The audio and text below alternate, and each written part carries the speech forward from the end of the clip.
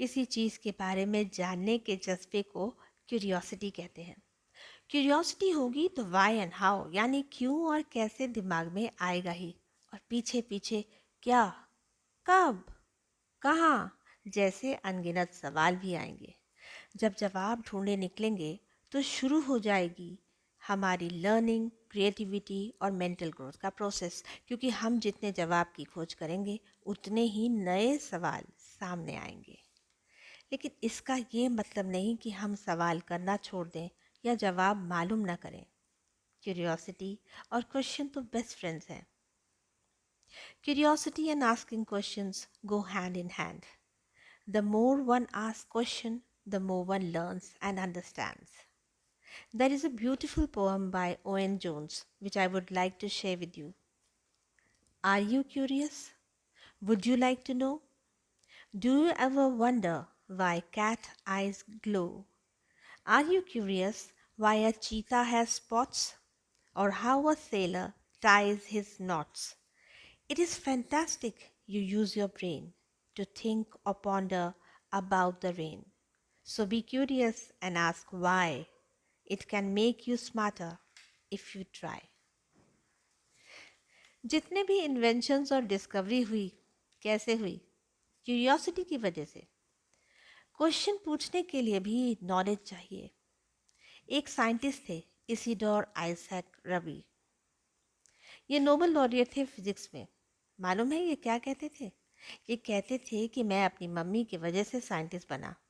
जब ब्रुकलिन में बच्चे स्कूल से वापस आते थे तो सबकी मम्मी उनसे पूछती थी कि आज तुमने क्या सीखा। लेकिन मेरी माँ पूछती थी, easy, did you ask a good question today?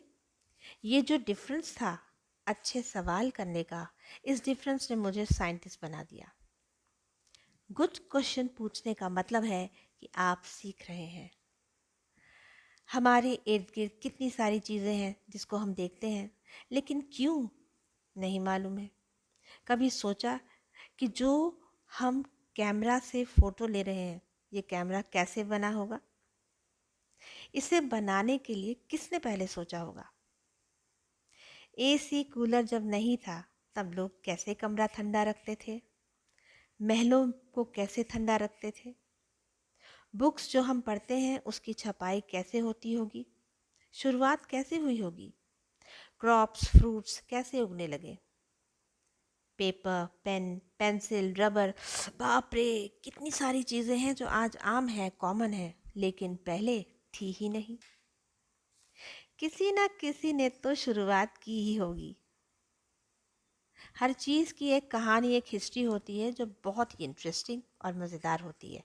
जैसे पहली एसी ट्रेन में एसी नहीं था, आइस स्लैब से कोच को ठंडा किया जाता था। हल्के फुल्के दिखने वाले रुई जैसे बादल का बहुत वेट होता है। ग्रेविटी की वजह से ही तो हम बॉल से खेल सकते हैं। है ना ये सब इंटरेस्टिंग फैक्ट्स? तो क्यों ना हम मिलकर खोज करें। एक कहानी मैं बताऊं, एक कहानी आप ढूंढिए, लिखिए और शेयर कीजिए और बन जाइए नन्हे रिसर्चर। मगर इसके लिए ज़रूरी है क्यूरियोसिटी, ऑब्जर्वेशन और क्रिएटिव थिंकिंग। आइजैक न्यूटन ने सोचा, तभी तो दुनिया को ग्रेविटी के बारे में बताया। एक युवक था गुणी महान, आइजैक न्यूटन उसका नाम। बैठा था वो बाग के बीच, सोच रहा कुछ माथा भींच। आगे गिरा सेब तत्काल, पका हुआ सुंदर सा लाल। उठकर उसने सेब उठाया, मनन किया फिर ध्यान लगाया। आखिर सेब गिरा क्यों नीचे, चीज़ों को धरती क्यों खींचे। उसने खोजा, पता लगाया, सारी दुनिया को बतलाया। सब चीज़ों पर देकर जोर, धरती खींचे अपनी ओर। यही जोर धरती बल जानो, धरती को चुंबक सा मानो। मिलते हैं एक कहानी लेकर, क्यूरियोसिटी के वाई और हाउ में। जब तक आप सोचिए, समझिए, ढूंढिए और शेयर कीजिए। बाय।